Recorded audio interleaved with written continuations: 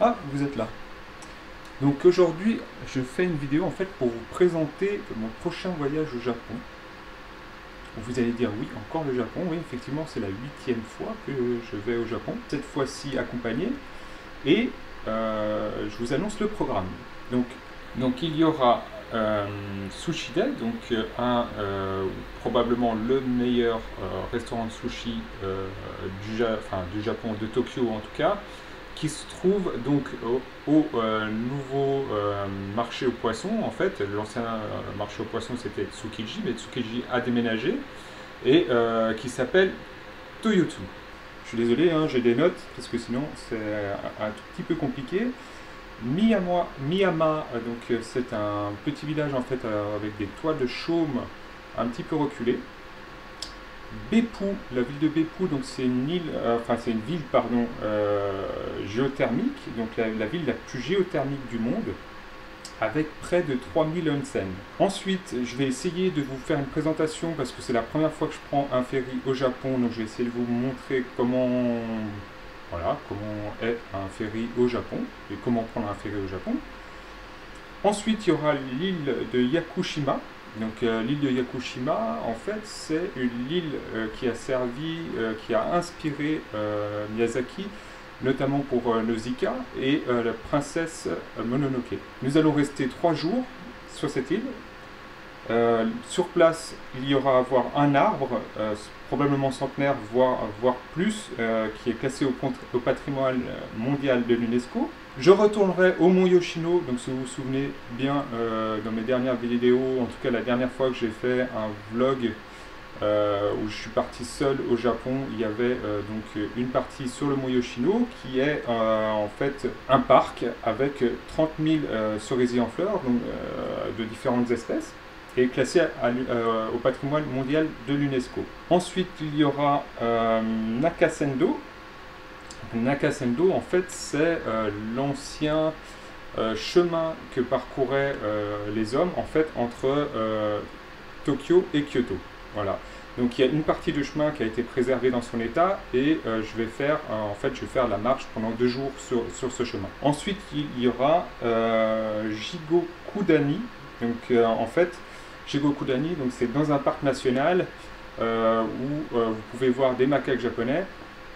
Et en fait, ils se baignent dans des sources chaudes. Pour commencer, je vais vous montrer ce qu'il faut prendre, ce avec quoi je pars pour aller au Japon, pour donner une idée à ceux qui souhaitent partir aussi, comme moi, au printemps. Alors, pour partir, donc j'ai pris j'ai un sac à dos ici de 45 litres, c'est un nouveau sac à dos que j'ai acheté il n'y a pas longtemps. 45 litres, c'est vraiment très adapté, je dirais, pour aller faire un trekking de 3 semaines par exemple, ou des vacances de 2 à 3 semaines, c'est vraiment très pratique. Des chaussures de marche, des chaussures de ville, des vêtements, là-bas vous avez des vêtements, en fait un t-shirt à mi-long pour couvrir les tatous sur mes bras parce que c'est mal vu au Japon, les passeports, le routeur Wi-Fi, bien sûr que en fait j'ai acheté une carte SIM pour mettre dedans pour avoir 16 jours pour pouvoir me connecter en fait sur la 4G, la 3G pendant 16 jours en illimité. Des soupules qui tiennent chaud, voilà, parce que c'est la mi-saison, c'est comme ici, et en plus ça prend pas trop de place, c'est très fin et ça tient chaud. Qu'est-ce que j'aurais d'autre par là? Des écouteurs avec réduction de bruit, indispensable pour l'avion.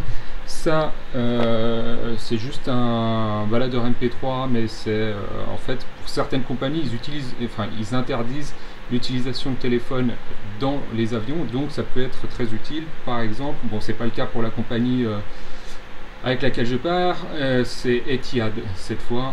Voilà, je vous ferai aussi un petit retour sur Etihad pour vous dire un peu comment c'est.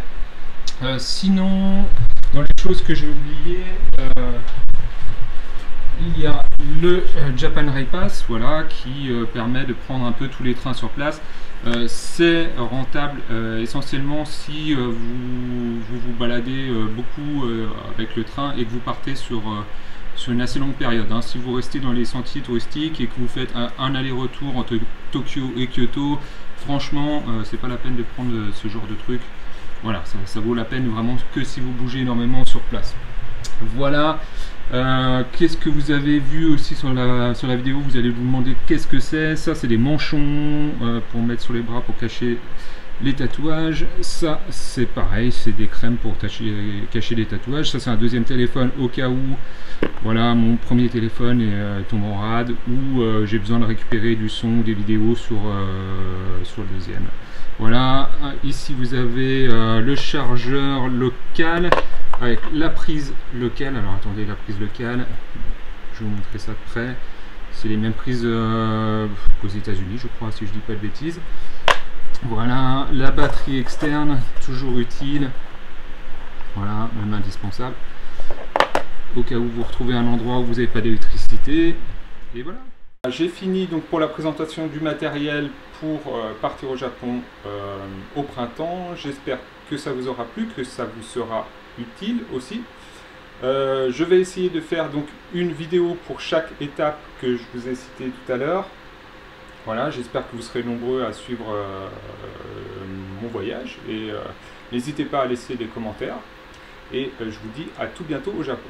Ciao!